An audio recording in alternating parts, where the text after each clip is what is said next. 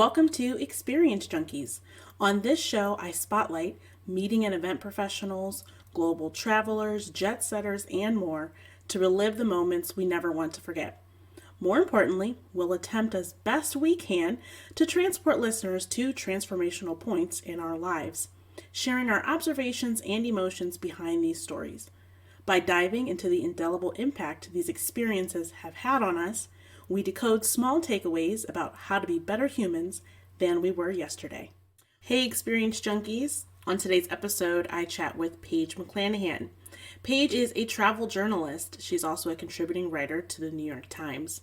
She also hosts the Better Travel podcast. Listen to our conversation where we talk about her life as an expat after leaving the United States more than 14 years ago, not only as a solo female traveler, but as a married woman and now mother of 2 children, and the experiences that entails raising American kids abroad. We also dive into what it means to be a better traveler and what better travel actually is.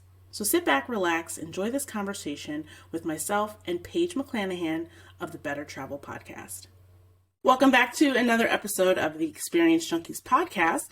Today I have with me the lovely Paige McClanahan, host of the Better Travel podcast, and I'm so excited for our conversation. Paige, thank you so much for joining me today. My pleasure. Thank you so much for having me on the show. Absolutely, absolutely. Paige, tell the crew, the audience, a little bit about who you are and what you do. Yeah, so my name is Paige McClanahan. I'm a travel journalist and a regular contributor to the travel section of the New York Times. I'm also the host, as you said, of the Better Travel podcast. And yeah, I've just been a lover of travel for as long as I can remember. And I grew up in the United States, and I live in the French Alps now with my family. And I do my work from here. Wonderful, wonderful. I think when people hear that you're a travel journalist, it just sounds like such a sexy job. And I being an event planner myself, I've gotten that comment a lot. Like, oh, that just must be so much fun. Your job sounds so glamorous. But, I recognize that there's a lot behind the scenes that people don't see. So can you tell us how you became a travel journalist and kind of what some of the things behind the scenes that maybe aren't as glamorous or sexy that the general population isn't aware of? Yeah, for sure. Well, yeah, my very first travel writing gig was actually updating a travel guidebook. So not writing one, but just updating it, so that means like checking every single entry and updating the phone numbers and checking the opening hours and, so pretty dry stuff. But I was thrilled to get this job. And my then boyfriend, who's now my husband, and I were living in Sierra Leone, which is a little West African country, beautiful country. And I got the job updating the Brat Guide to Sierra Leone. And so it was a fantastic gig. So on the plus side, it gave me an excuse to travel all around Sierra Leone and meet all sorts of people who I would never have met otherwise. Right. But yeah, there's just a lot of, especially for that type of travel writing where it's really kind of fact finding and, information gathering. You get to go to a lot of places. Yeah, it's, it kind of gets a little bit samey toward the end. And also the pay for that kind of work especially is, it's not very much at all. And I didn't have any, they didn't give me an expenses budget at all. So I was just trying to kind of get, rides from friends, or my husband was traveling around the country for his work. So I would like hop along with him. But it was, in the end, I basically kind of broke even. So that's probably something that's not so glamorous about it, is the money. Right. I was supporting myself financially through like other kind of corporate editing work that I was doing, that I was, earning money from. But that was a fun job, and it also opened up more sort of opportunities for me in terms of travel writing. So from there, I started pitching stories to places like the Washington Post and, in-flight magazines and stuff like that. So I got some of my first kind of published clips outside of the guidebook kind of off the back of that work. Yeah. But I'd say to be a travel writer, you have to really love the work for the work's sake. Don't get into it for the money. That's for sure. Yeah, point taken. You have to really love the travel. And to me, it's more the journalism part of it. I think as an outsider looking in, it just looks sexy. Like, oh, you get to go to these places and stay at these different like hotels or venues. But at the end of the day, you're a journalist. So it's not just about going and experiencing these things, but also making sure that you are capturing that, taking, volumes and volumes of notes, making sure that you can tell the story, and also the facts about what you've seen. So I think that's different than what a normal traveler would experience when they're on a trip, would you say?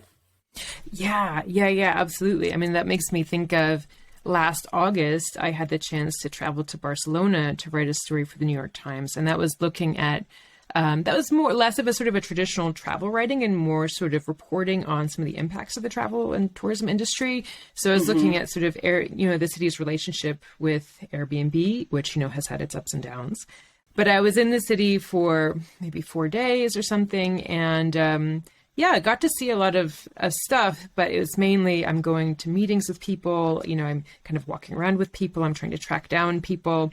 So I enjoyed some great food and, I kind of stepped into some sites here and there between meetings, but it's not the kind of thing that I could have done, had I been in Barcelona on vacation, there's no way I could have done that job at the same time. Like it really, right. When you're out reporting, whether for a guidebook or for a story, you really have to throw yourself into that. And if you're able to do little fun stuff on the side, great. Yeah, you can't. At first, when I was first getting into travel journalism, I kind of thought, okay, well, I'll go to this place with my family on vacation and I'll write a story at the same time. And that might work a little bit, but it's just stressful for everyone. It's probably similar to the whole working from home when, everything shut down 2 years ago and everyone was at home. Like for the people who were working from home normally, they had their routine and they can get all those things done. But once the whole family was home, there's different distractions and different obligations that you wouldn't have. So to me, it's kind of like a parallel situation there. Yeah, exactly. Difficult to juggle everything at the same time. Absolutely. Travel seems to just be in your bones, Paige.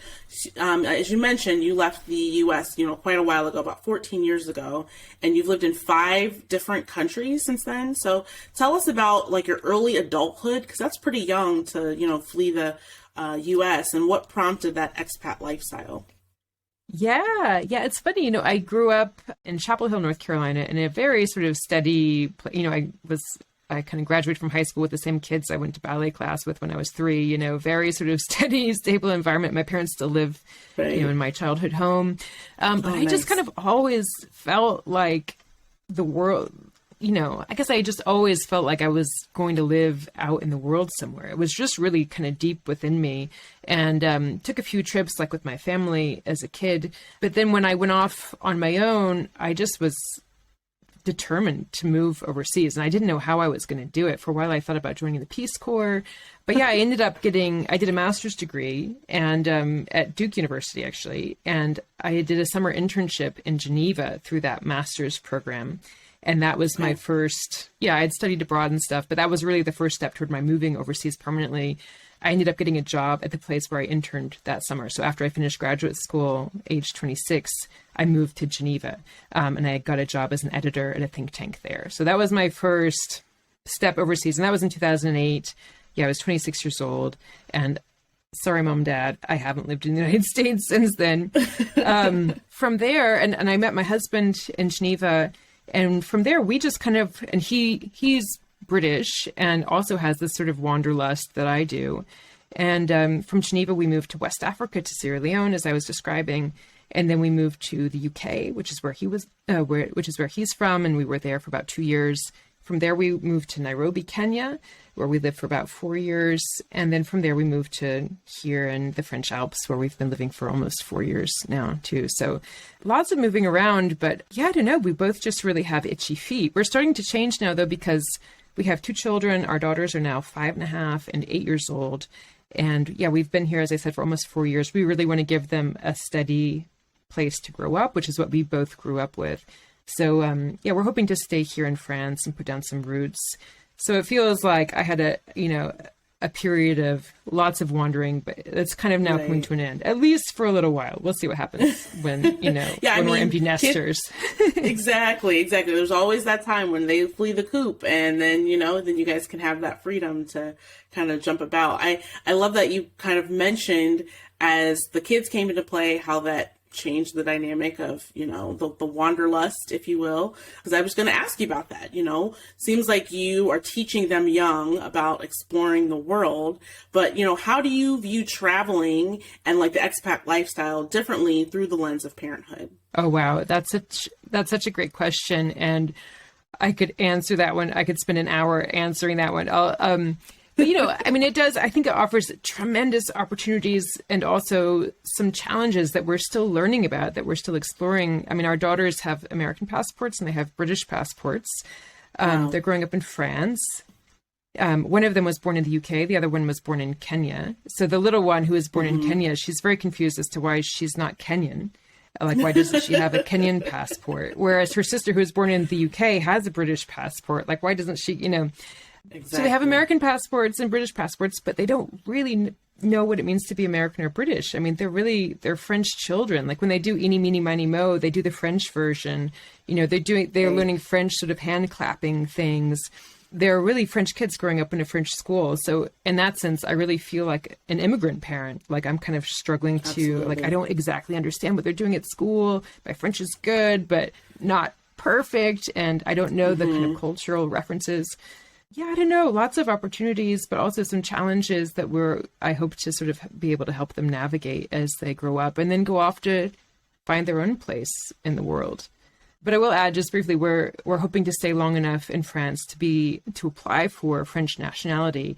And that's mainly for our daughters because they are growing up here in France and they speak French like French children. And we would love for them to have the chance to make a life here as, adults if that's what they would want to do. So yeah, we hope to apply for French nationality when we qualify.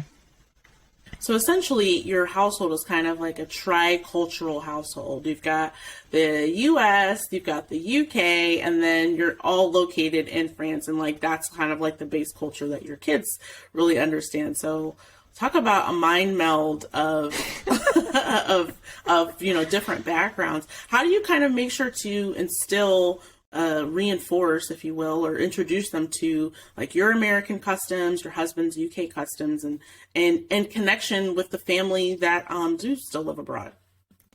Yeah, that's a great question. I have to say, I sort of joke sometimes that I'm like way more into Thanksgiving than I ever would be if we lived in the United States. Like Thanksgiving is a big deal in our household. Right. You need to understand what it means. Exactly. There's no messing around with the menu. Like we have the Thanksgiving menu. I find my cranberries. Gosh darn it. And when we have that, so we talk about that. So yeah, through the holidays, also through stories. Our daughters love listening to audiobooks and the Laura Ingalls Wilder, like Little House series, and the Ramona books they're listening to now. And these sorts of things, kind of offer a little window into culture. And of course, through visiting family. So we try to spend a good amount of time with, my husband's family in the UK and with my family in the US. We try to, in both places, we've put them into kind of summer or like holiday kind of day camps when we've been there for long enough so that they can make some friends with local kids and get a sense of, what a childhood is like there.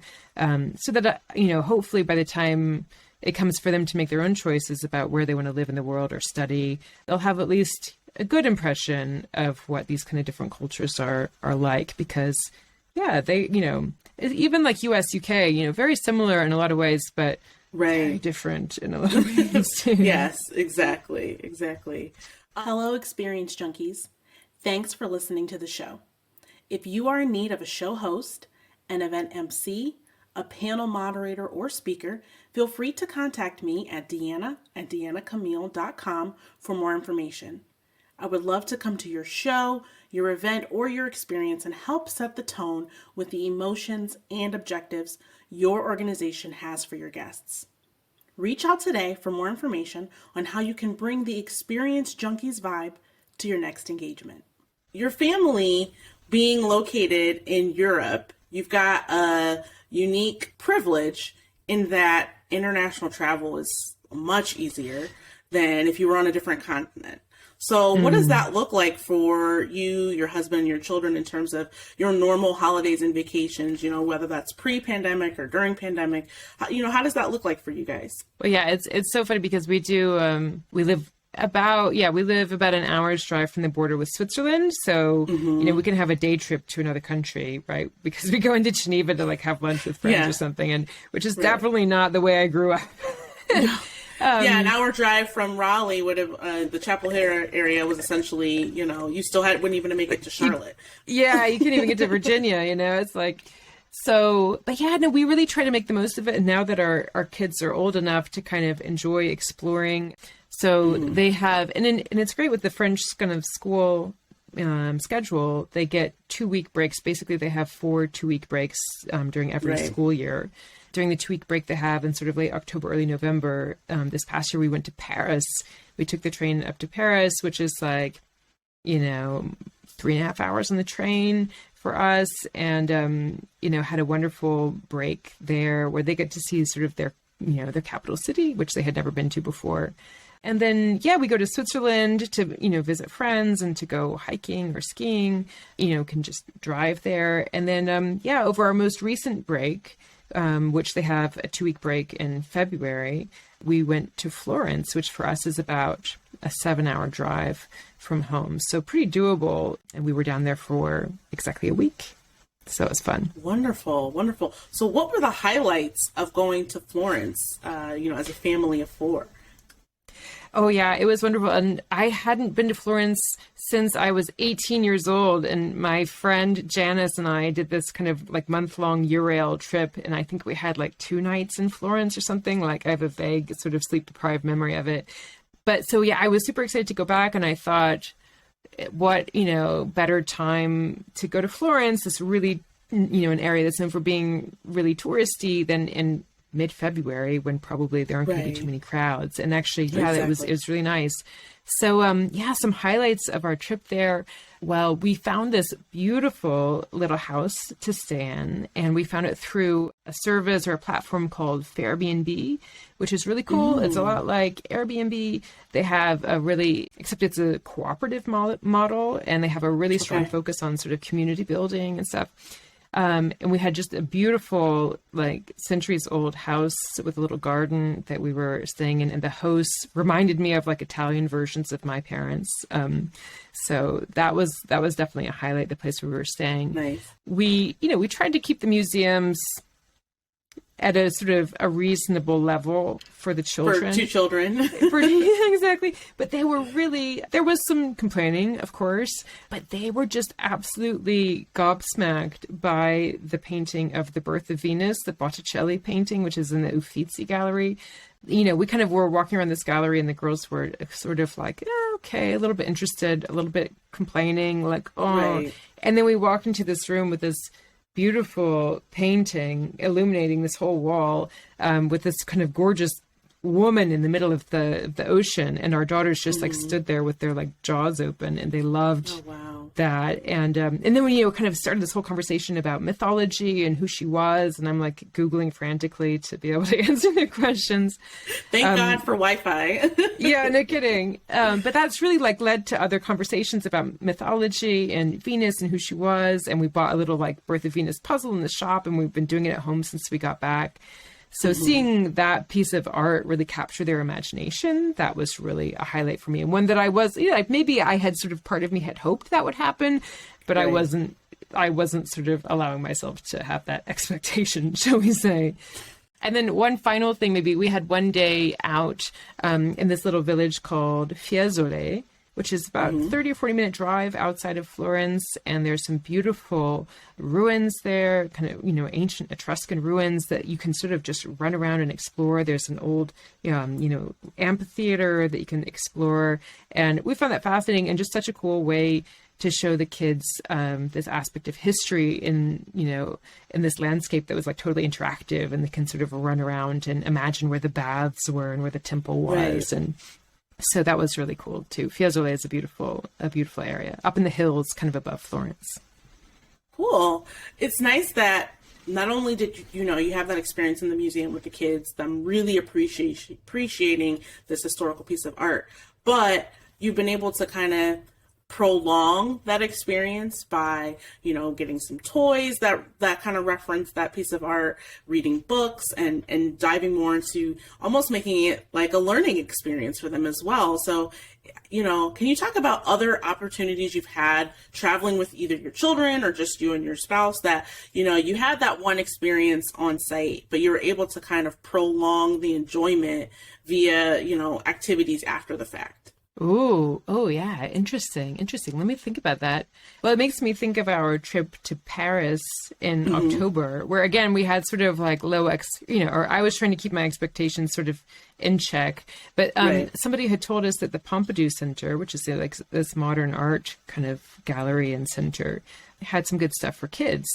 So I kind of thought, okay, well, let's give it a shot. And we went, and oh my gosh, we were in there for like 4 or 5 hours, and we had to drag our children out because they have they have a fantastic like children's gallery with all sorts of cool interactive stuff.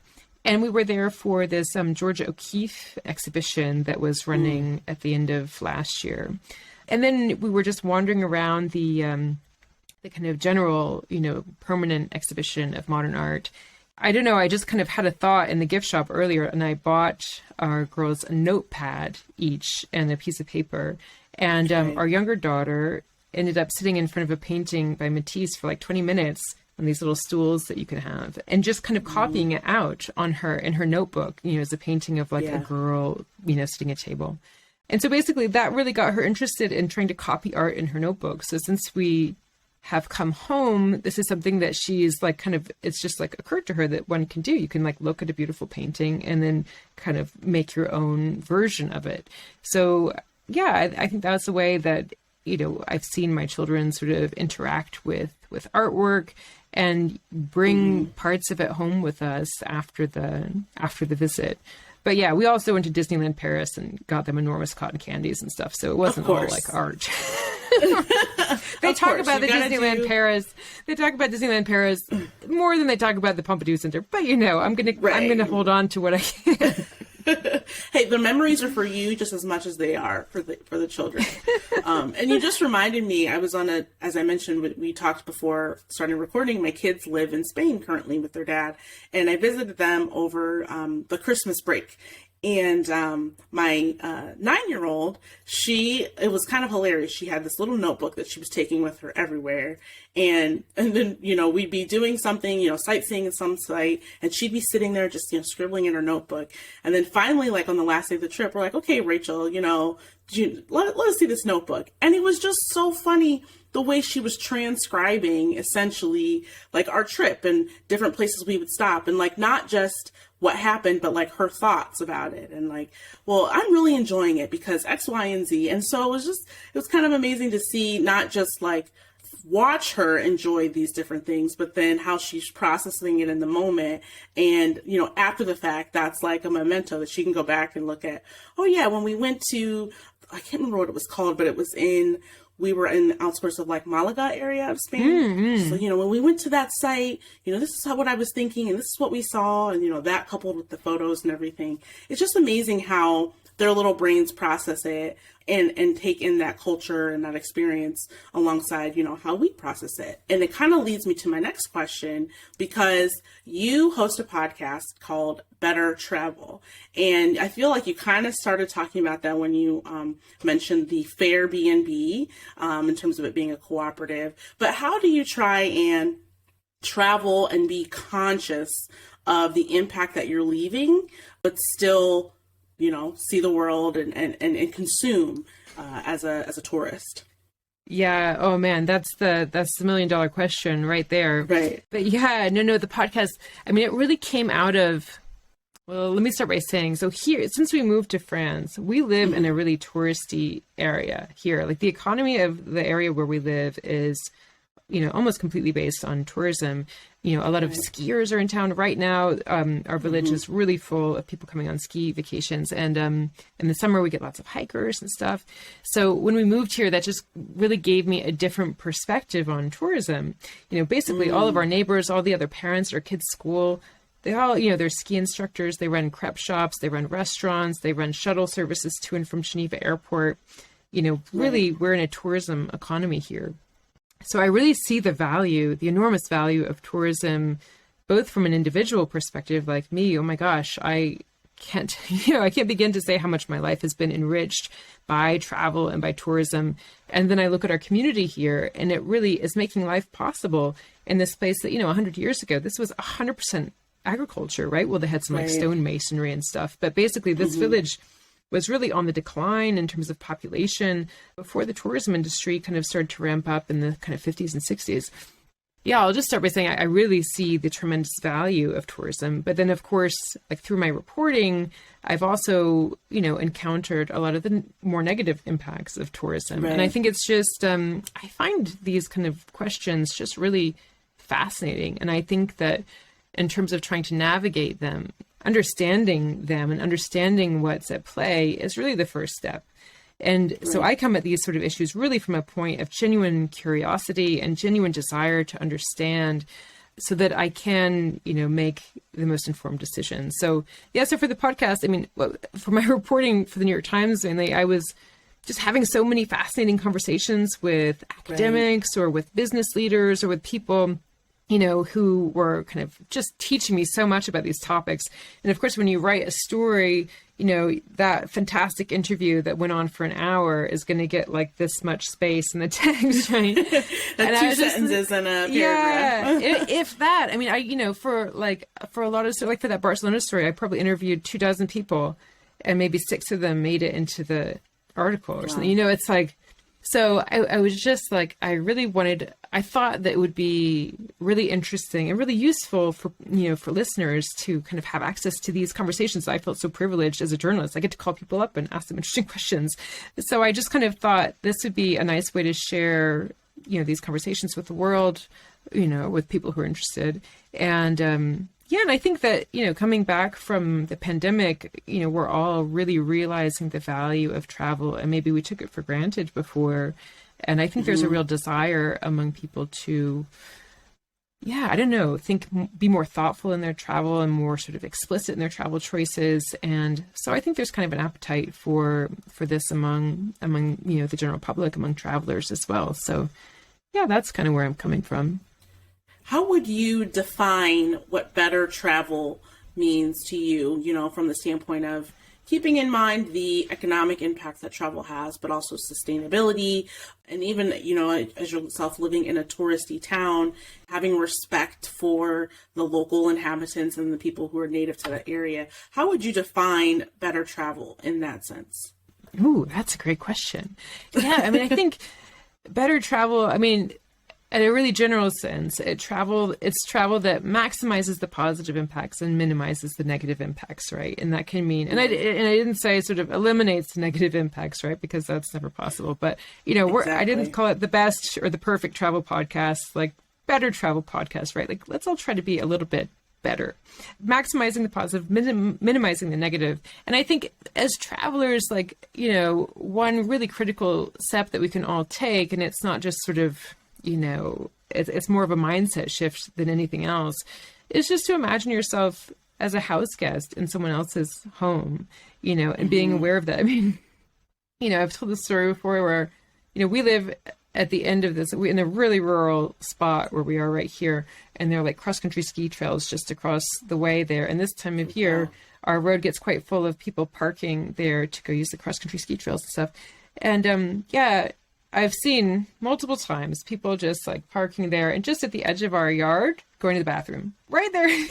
Oh yard. My God. Because it's not where really, I thought you were taking it. They're just like, they need to pee, and they're in this sort of area where there's a lot of forest sort of around, and it doesn't look like anybody's looking. There's nobody driving by. So let me just pop a squat.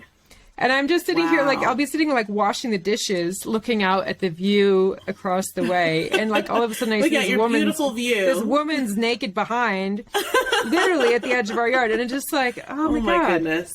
Just like, so I think that kind of, and it's like, it's fine. But, like, I'm not going to complain about the tourists, because basically tourism, even though I don't work explicitly, I do kind of work in the tourism economy, I guess, but I don't work in the local tourism economy.